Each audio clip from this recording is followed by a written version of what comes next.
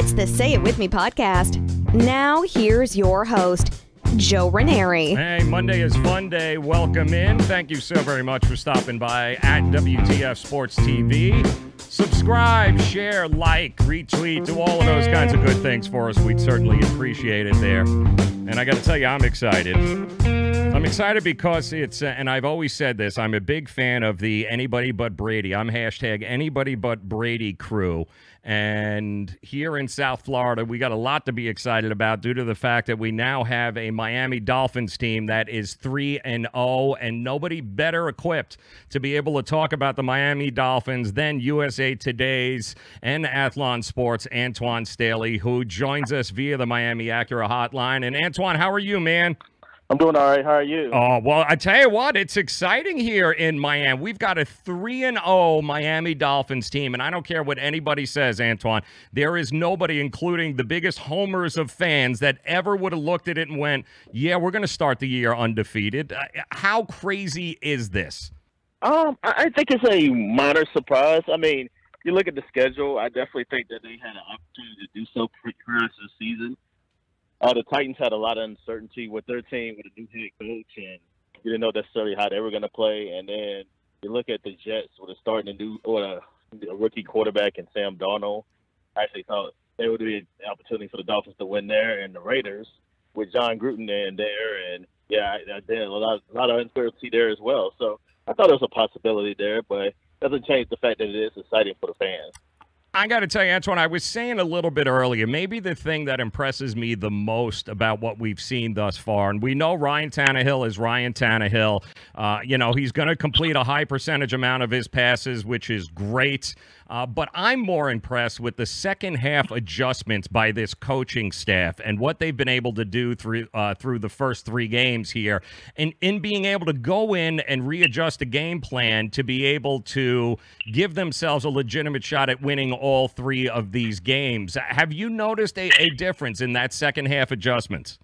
I just think that this team's resilient. They've been resilient. They've been a team that's no matter what they go through, they find a way to win and just continue to keep pushing. I said this before. I don't know if there's a team in the NFL that's been more resilient, that have been through so much turmoil or on and off the field than the Miami Dolphins.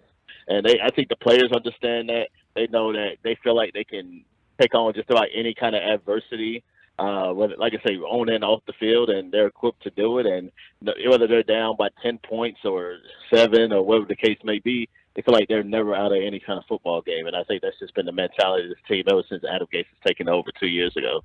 And it's really starting to show. I mean, this is truly starting to feel like this is Adam Gase's team, and that's pretty impressive when you're talking about an NFL coach in that kind of light, where they've really kind of taken on that mentality, and it's noticeable. Yeah, it is. I think he finally has his players in there. Whenever you come to a new team, you have to kind of take on the players. A lot of the players that the previous regime had. So he had a lot of field wings guys in 2016 when they made the playoffs. And, of course, a lot of them ended up sticking around, but he ended up parting ways with some of the, of course, big names like Jarvis Landry, who they wanted to keep, but they just couldn't afford, quite frankly. And the Dominican Sue, somebody that they didn't think they couldn't pay. I mean, Worth Hughes had a big cap number, and they necessarily think he was living up to it, even though it's hard to live up to that amount of money, $60 million guaranteed for a defensive tackle. And they feel like they just wasn't getting enough in return for that, as far as some of the leadership aspect. And you got Mike Pouncey, somebody who was there since 2011, and they felt like he was just declining and wasn't worth making $8.3 million. So he's definitely got his guys in there. Got Albert Wilson doing a lot of different things for the team, using Jakeem Grant a little bit more. It's been more of a collective effort. I don't know, especially offensively. I don't know if it's necessarily one particular guy you can say, well, this guy is the superstar of the Dolphins, at least offensively. Defensively, they definitely do have some stars there, especially in Xavier Howard, who's been playing as well as anybody ever since last December. Absolutely. Antwan Staley joining us at the Dolphins Wire, at Athlon Sports USA Today. He covers the Dolphins. He covers the Miami Canes. And the injuries, unfortunately, are starting to pile up. And I thought it was just an unfortunate and brutal industry on what happened to William Hayes, who I think ended up blowing his leg out because he was doing everything in his power to contort himself not to land on top of Derek Carr and get himself a 15-yard roughing the passer penalty. And I think that's unfortunate. And I think we're going to see more of this, Antwan, unfortunately, trying to get these big guys to do what they don't normally do and try to shift themselves from not landing on top of these guys. Yeah, because it's no clarity on the rule. Yeah, you're not supposed to do it. We all know that, but it's okay. What do you want these guys to do? I mean, they're big guys. They're much bigger than the quarterback, and it's gonna look like at times they're gonna slam the guy to the ground. They're not trying to hurt them in most cases. They're just trying to get them down to the ground. I don't know. My biggest problem is you got people that never play football that are making these dumb decisions about these rules that players that are playing should do, and they have no idea what it takes to play the game, especially in the NFL. Yeah, I understand they do have some former players in the personnel group, but they never had to deal with this. And it's such a hard thing to ask a 300-pound man or 180-pound man just to slow his down and just what do you want him to lay the quarterback down on the ground? I mean, that's just not football. That's just not how it works. And I don't know what more they can do. And I think what you witness here with what he was looking to do, it just seemed like he was, instead of letting his, that 300 pounds continue in the path it was, he was really being conscious about not landing on top of him. And I think that's kind of what. So anytime, and you know this, Antwan, anytime you get these 300-pound athletes who are trying to do what's not normal for them, then they're thinking. And the worst thing that you can do on a football field is think. That's how you end up getting hurt. Yeah, and I think that's kind of what you saw there, and it's unfortunate. Now you got a guy that's 33 years old, coming off injury reserve, coming off of injury last year. He only played 10 games there. It was on injury reserve, but now he battled a hamstring injury in training camp, and now he's out for the year. And now his career is in jeopardy because you don't know what that future holds, especially him going to be 34 years old, coming off an ACL injury. I'm not saying it's not possible for him to come back. Actually, I mean, Cameron Wake was his age. He came off with Achilles injury, but not everybody can do that. Not everybody's the freak of athlete that Cameron Wake is. So you have to wonder what the future may hold for William Hayes just because of a ridiculous rule that the NFL felt like they need to put in place. I agree, and it is a ridiculous rule. Antwan Staley joining us, Athlon Sports USA Today. Listen, Jakeem Grant and Albert Wilson, pure speed, and it really was the pure speed that ended up winning that game for them in the second half yesterday. But why is it doesn't look like they're getting nearly as many snaps as Amendola is, or why Parker is? Do you think that is going to change as we move forward? Are these guys going to be on the field for a hell of a lot more plays now than they were prior, at least in the first 3 games? Yeah, I think you should see that. I know Devontae Parker coming back from his broken finger got a lot more snaps than Albert Wilson and Jakeem Grant. It's hard to prepare for speed like that, especially when you have it at multiple positions. So I wouldn't see why Adam Gase would just limit the amount of touches that both Grant and Albert Wilson had throughout the course of the game. Yeah, Devontae Parker is who he is. He's somebody that's, I don't want to say a complete bust in the league, but he's underwhelmed. He's not lived up to the expectations. He had 2 catches yesterday. One of them was a big catch. The guy has talent. There's no doubt about that. I'm not going to sit up here and say he doesn't have talent, but the fact of the matter is he was a first-round pick. He was expected to be a big play, dynamic receiver in the league, and it just hasn't happened. So you got to go with the guys that are being dynamic, who are game changers for this team, and it's definitely Jakeem Grant and Albert Wilson because they have a speed and just a different type of burst to them that it's hard to game plan for. It's really hard to game plan, and it's game-changing kind of speed. And I think in 85, 90-degree weather yesterday, it looked like both teams were sucking wind there towards the end of the game, but it looks like that speed was really the difference in the second half, where the Raiders defenders, they just too much time out in that heat, and Miami took advantage of it with the speed that they have. And listen, as good as the 3-0 start is, Antwan, you and I both know it's these next couple of weeks that are really going to tell us what this team is all about. Would you agree? Yeah, not even the next 2 weeks. The next, really, the 3-4 weeks. Well, you could say the next month, really. Now business is about to pick up for the Dolphins, because you got the Patriots, obviously, on Sunday in Foxborough. That's a place that the Dolphins have not won in a decade. So that's definitely going to be a challenge on its own. And then you go to Cincinnati, a team that's barely lost to Carolina yesterday. And they're a really good team. It's like they could arguably be the best team in the AFC North. And then you have the Chicago Bears. You come back home and you play the Chicago Bears a week after that. A much improved Bears team, which I don't know if they're as good as what their record is right now, but they're certainly an improved team with a dynamic defense and a heck of a pass rusher in Khalil Mack. So, yeah, as good of a start as you got off to, which I feel like they needed to, because they're coming into a tough stretch now. So I don't know how long this is going to continue, but the fact that they got off to a good start, I think that's at least going in a positive direction. What is your view on how the offensive line, now week number 2 without one of their starting guards in the lineup? How do you think the offensive line is adjusting here as we continue to move on, trying to find guys in the right position? I thought they played better against the Raiders. I will say this: the Jets, they don't have the formidable front seven that the Jets have.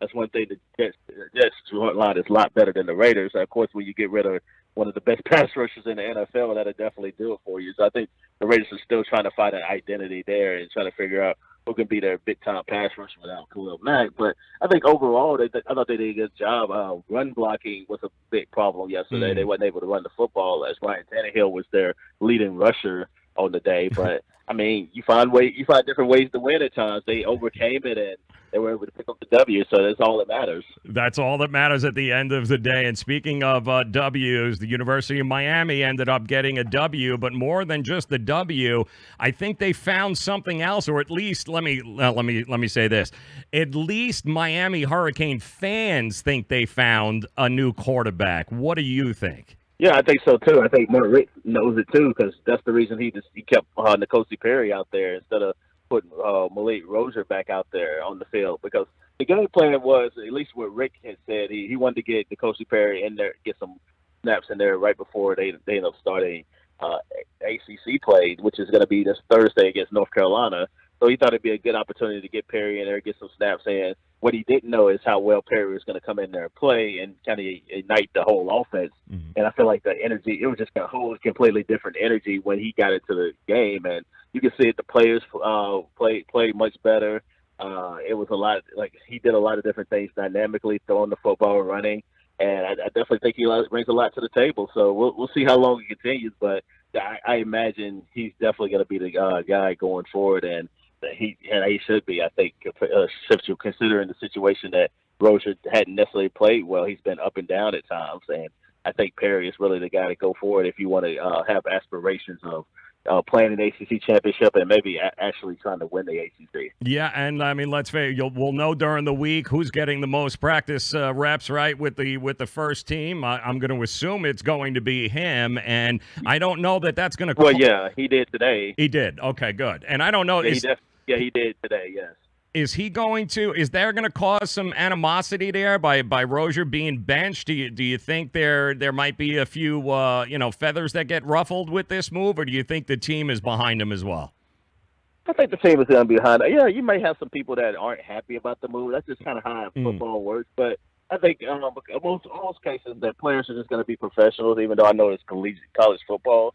But they're just going to go out there and just play and just ride out with whoever is going to be the starting quarterback, whether it be Rozier or whether it be N'Kosi Perry. So I think that's kind of what the players are going to do.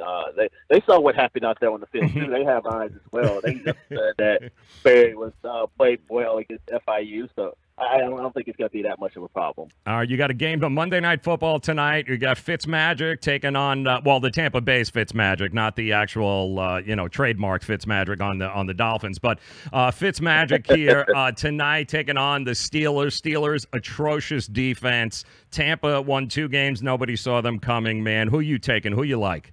You know what? I'm going to take Tampa Bay. I really like the way they're playing right now, and the Steelers defense to me is a little concerning. And not even talking about Le'Veon Bell being out and some of the other extracurricular things going on in that organization with Antonio Brown. But I just think the defense isn't playing well.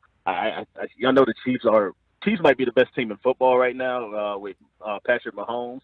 But I think the Tampa Bay Buccaneers have some opportunity to expose them with Deshaun Jackson and his speed. O.J. Howard playing particularly well. And Fitzpatrick, and as you noticed too, better than anybody being a Jets fan, you know how well he can play in spurts. And this is kind of the whole thing. What he does, he plays well at times. He may not sustain it throughout the course of the season, but Fitzpatrick could definitely come in there and win you 3 or 4 games to start out the year. Yeah, he'd like a good backup quarterback should, but I know he's getting to that point where he's going to be good for 5 or 6 interceptions in a row. I know it's coming, and they'll figure it out in Tampa too, just like New York figured it out. But I got to tell you, it's going to be a fun game next week. Looking forward to it. The Dolphins have already opened up as a 9.5-point underdog at Gillette, and I think you had mentioned why, due to the fact that they haven't won there in a decade. You think 9.5 is a little much? Yeah, I think so. Even though I think the line has come down to 7 after New England lost last night. But yeah, I think that's fair. You're talking about a team that they hadn't won there like I say since 2008, and remember that was the year Tom Brady got hurt. So you take that into account. I don't know when the last time they beat a Tom Brady team in Foxborough. You probably have to go back to like 2004. Chad Pennington. Good cry. It could be Chad Pennington. Damn it. Woo!